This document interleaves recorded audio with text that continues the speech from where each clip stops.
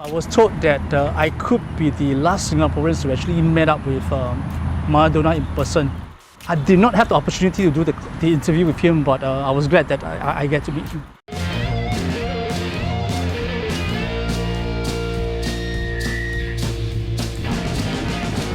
Hi, I'm Jun. I'm a former semi-professional footballer in Singapore.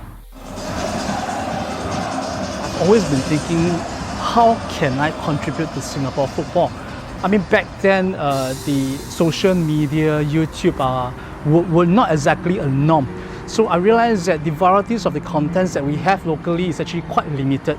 So back then, I have some overseas networks and contacts. So I was thinking perhaps I could get something from overseas back to Singapore, and that could probably benefit our readers as well as Singapore football. I tend to look out for a good football profile or coach, or even like a story that I feel that can benefit our readers.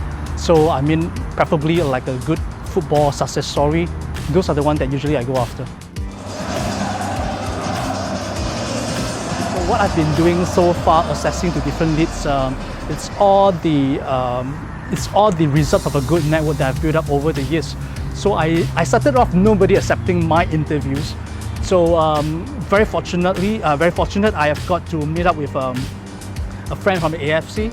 So he got me into J-League. I started covering J-League. Thereafter, I've built up more network with other Asian levels. So thereafter, I start covering different types of leagues in Asia. Robbie Fowler. So I was actually invited to one of the events to conduct an interview with him. So I was there at the event like probably much earlier, like 1.5 hours earlier. So I was way too early, so the organizer actually hosted me to a drink by the side. So they've forgotten about me thereafter. The interview session started. So when they realized that I was not around, they quickly ushered me into the room. But then the interview was about to be done. So upon my arrival, actually the whole interview session was actually interrupted. So Robbie Fowler was like, give me a good look. It's like, oh, you are the media that was late. You know, like, I was not particularly happy about that because I was actually the earliest, but I didn't mention too much about that. So we get on into interviews, and the whole session was done in the next 1 minute or so. I didn't get to ask any questions, and to them, I was late. I will get to cover the Indonesian rivalry match between Persija and Persib in Indonesia. So I was there covering the game, but every corner of the stadiums, I literally see some people beating up somebody at the stadium. It was so massive and intense. But of course, as a media, I'm trying to be neutral, and I got myself out of the situation as quickly as I can.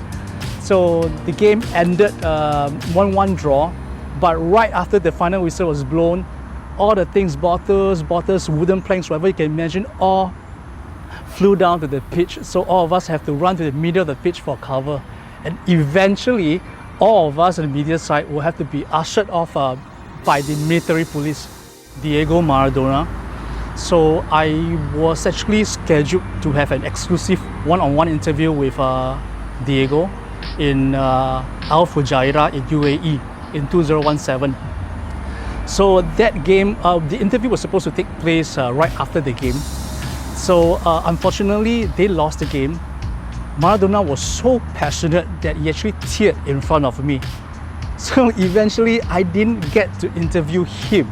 He turned down my interview politely, just right in front of me. Then the interview will never ever take place now.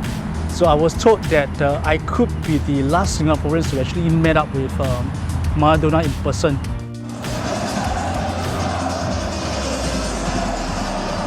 I used to turn out for the Marine Castle Prime League in 1999 and Balestier Central in 2001.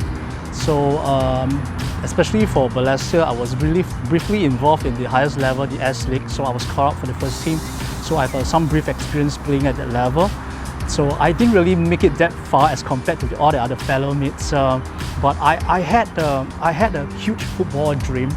So although I didn't accomplish my dream as a professional footballer, but I think it's still good because I'm contributing to Singapore football in my own way now using Jupiter Football.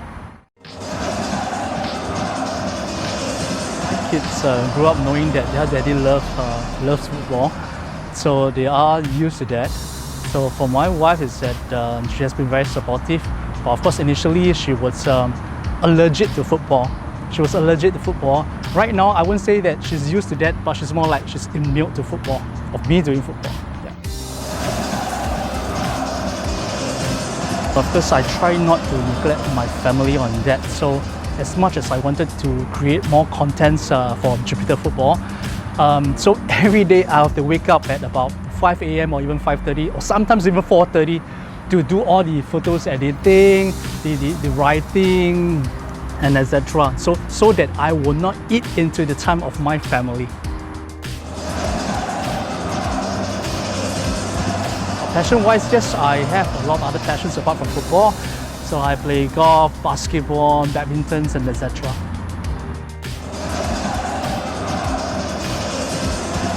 That has to be my coffee. So I'm a coffee lover, so I need my coffee to wake up my body every morning. So overseas, yes, I will always prepare my 3-in-1 for standby because I need that to start off my day. Yeah, I mean, fortunately that the football leagues in the region actually have started also. So more or less we have some contents going out around the region.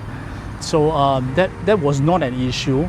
But during the pandemic period, we have also started try to create a content that we have never done before, which was particularly the IG live content. So we tried to speak to a lot of other footballers around the region as well. So that is more on the digital side. So we're trying to work out something new for the readers as well.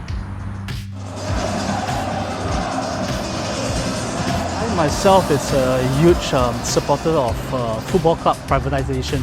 So I mean, our Lion City Sailors is actually a very good example. So I really hope that more corporates can come forward to support our local football, to get involved. Only with that, then we will get more resources being pumped in to enhance the football program, the training pitches, and our football. Naturally, talented players will come up. That will in turn benefit our league and also our national team. So as far as Asian football is concerned, most of the top leagues, I would say that it's actually considered established. Of course, we just need to believe in ourselves, believe in Asian football. We are actually not that far behind from European football. It has to be Japan's J League. So it has been widely recognized as one of the best in Asia. So it's professional, it's very well organized. I've been there a couple of times. Then internationally, why it has to be La Liga. So I've been working very closely with La Liga Singapore side. So I'm aware of what are the efforts they are putting in to ensure things work out in their league, especially during this challenging time. So I think it's really worth mentioning.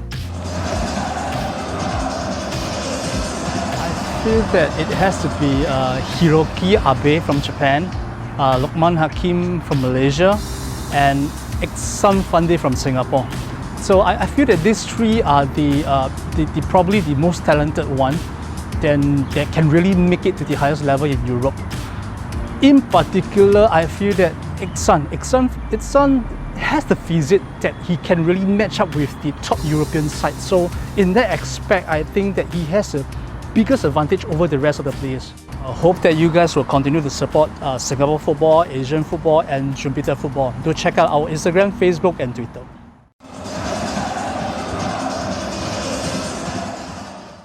Footballer.